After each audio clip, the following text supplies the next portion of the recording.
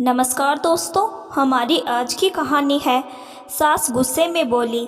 बहू घर को ताला लगाकर जेठ जी के साथ कहाँ गई थी। कहानी पसंद आए तो हमारे चैनल को सब्सक्राइब जरूर करें। देवकी जी सत्संग से वापस लौटी तो घर पर ताला लटका मिला। घर में न छोटी बहू रत्ना थी और ना ही उनका बड़ा बेटा अशोक। देवकी जी बहुत हैरान परेशान घर के बाहर ही खड़ी सोच रही, आखिर दोनों गए कहाँ है। बाई की आवाज़ सुन देवकी जी ने अपनी नज़रें और गर्दन घुमाई तो उनकी आंखों की पुतलियां बड़ी हो गई हैरानी से। अशोक की बाइक पर रत्ना अपनी गोद में 3 साल के बेटे को लिए हुए रत्ना ने बाइक से उतरकर ताला खोला और अंदर गई। पीछे से देवकी जी भी रत्ना को घूरते हुए तेज कदमों से अंदर आई। बेशर्मी की हद होती है बहू, ऐसे सरेआम अपने जेठ की बाइक पर। जेठ के बराबर उसके बगल में कौन बैठता है। ऐसा भी क्या काम था जो नमन के आने तक तुम नहीं रुक सकती थी, या फिर इतना ही ज़रूरी था तो कैब बुक कर लेती। तुम तो अक्सर कैब बुक करके ही कहीं आती जाती हो। अरे हमने अपने जेठों के सामने सर से पल्लू नहीं सरकने दिया। जेठ के सामने हमेशा ज़मीन पर ही बैठे हैं, ना कि उनके बराबर आसन लिया हो, और न ही उन्हें कभी छुआ।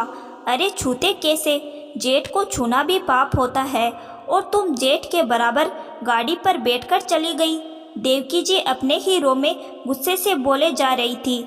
रत्ना को न वो बोलने का मौका दे रही थी और न ही उन्हें रत्ना की सफाई सुनने में कोई दिलचस्पी थी। माँ, ये क्या कह रही है, आपको कुछ दिख भी रहा है?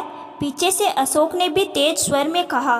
माँ, अगर आप इस रूढ़िवादी विचारों और गुस्से की पट्टी हटाकर देखती तो आपको नजर आता। देखिए, हमारे कृष्णा के सर पर पट्टी बंधी है। हम कृष्णा को हॉस्पिटल ले गए थे माँ। कृष्णा सीढ़ियों से गिर गया था, उसके सर में गहरी चोट लगी थी। उसे तत्काल में हॉस्पिटल पहुंचाना जरूरी था, और जब मैं घर में था तो किसी कैब का इंतजार क्यों करना, और क्यों नहीं बैठ सकती रत्ना मेरे बाइक पर। वो मुझे भैया जी कहती है तो मेरा उसका रिश्ता भाई बहन का हुआ न। मैं नीरा को भी तो बाइक पर बैठाकर कहीं भी ले जा सकता हूँ, तो रत्ना को क्यों नहीं। और एक भाई को छूना बहन के लिए पाप कैसे हो सकता है माँ। अभी तक आपने रत्ना को इन्हीं सब रूढ़िवादी विचारों और परंपराओं की रस्सी से बांधे रखा। मैंने भी कुछ नहीं कहा, क्योंकि शायद ज़रूरत ही महसूस नहीं हुई। लेकिन आज मैं चुप नहीं रहूँगा माँ। आप ही बताइए, पहले इन रूढ़िवादी विचारों को महत्व देना जरूरी था या कृष्णा का इलाज कराना जरूरी था।